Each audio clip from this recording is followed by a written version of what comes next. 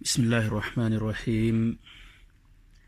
الحمد لله رب العالمين، والصلاة والسلام على أشرف الأنبياء والمرسلين نبينا محمد وعلى آله وصحبه أجمعين، أما بعد.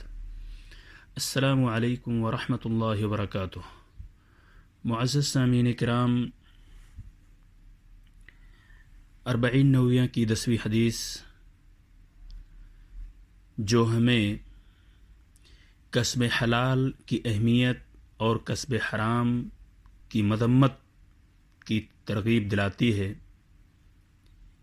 یہ اپنے موضوع پہ بڑی اہم حدیث ہے، خاص طور سے آج کے اس دور میں لوگ بالکل حلال اور حرام کی تمیز نہ کرتے ہوئے کسی بھی طریقے سے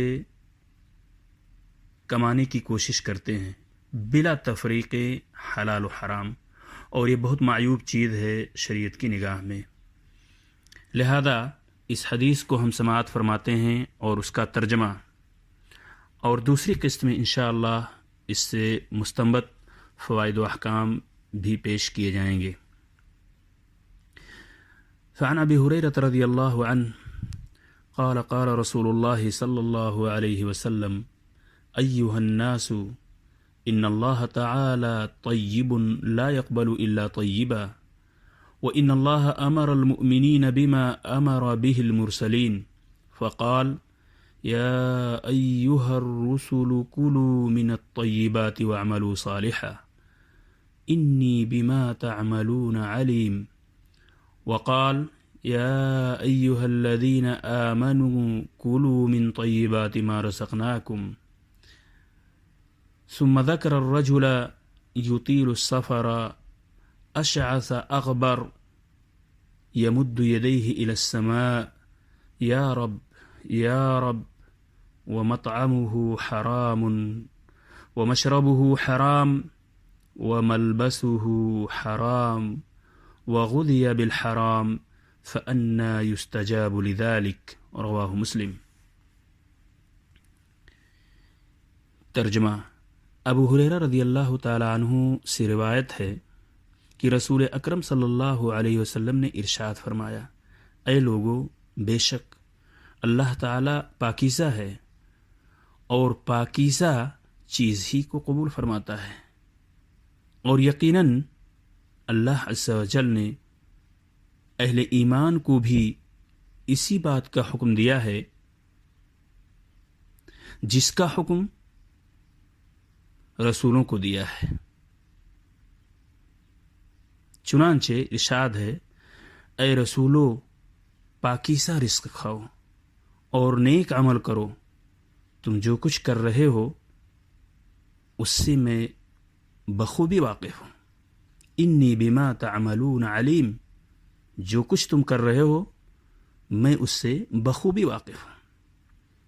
یہ اپنی موضوع پہ بڑی اہم حدیث ہے۔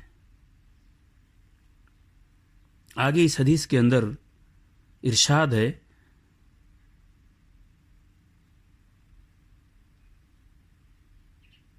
اے ایمان والو، ہم نے تمہیں جو روزی دی ہے اس میں سے پاکیزہ رزق کھاؤ۔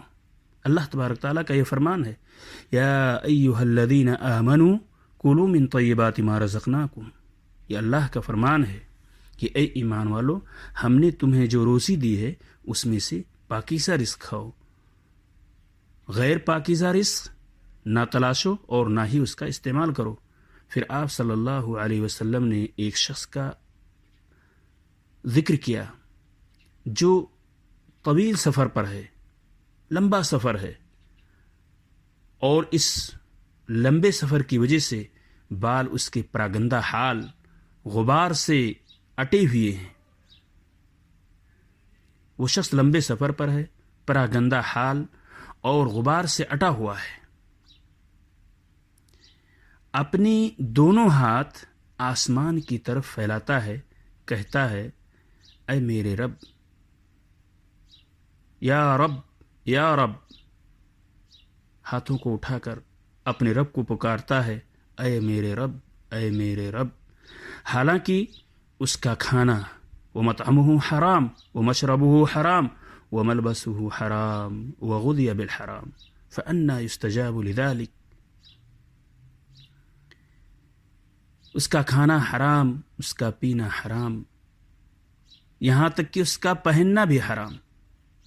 جو کپڑے پہنتا ہے وہ بھی حرام ہی کی کمائی سے پہنتا ہے، اور حرام سے اس کی پرورش ہوئی ہے.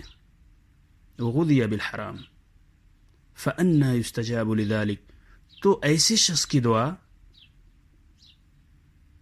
کیوں کر قبول ہو سکتی ہے؟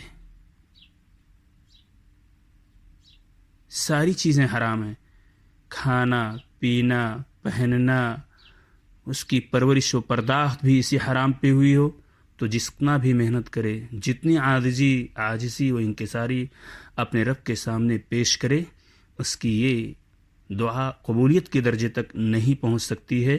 اور اس میں سب سے بڑی وجہ جو بتلائی گئی ہے وہ حرام کی کمائی.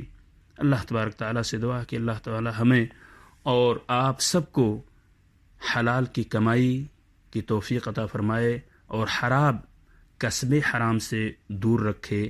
آمین. السلام علیکم ورحمۃ اللہ وبرکاتہ.